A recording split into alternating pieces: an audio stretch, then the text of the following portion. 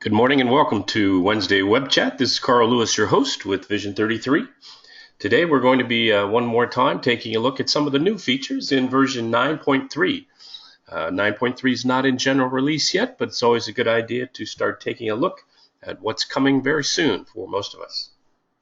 Today we'll be looking at some enhancements in the authorizations area and a new personal settings functionality, and also something new that's been added to the production section of the application, the addition of a router line or a routing stage in bills of material and production orders, and how that's used in a couple of other locations. And taking a look at Business One, the first place we're going to go is to kind of take a look at some things that have been done under authorizations. And to do that, we'll move to the administration menu. And first place we'll go is to Setup and General.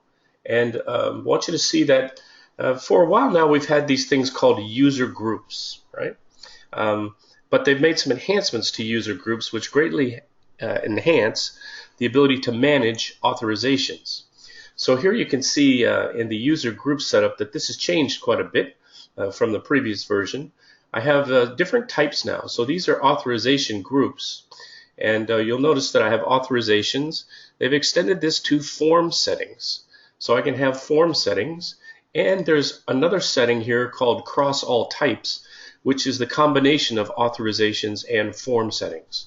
And once I have a group set up, you can see that I can go in and pick users from my user list to assign to that group. And then when I set authorizations for that group, any user in the group inherits all of them. Right? So that's a pretty nifty enhancement because as you can see here, I have about 30 users assigned to this supers group. And they all inherit whatever rights and privileges I might assign to that group. And here in the CRM group, I have just a couple of people, right? But then back in authorizations, I can treat these the same way. I have a couple people in inventory, a couple in purchasing, sales, and finance, right? So this makes it nice, and you can add new groups to either one of those levels that you want to as you move forward. So it's pretty customizable. Other thing that you can do, let's say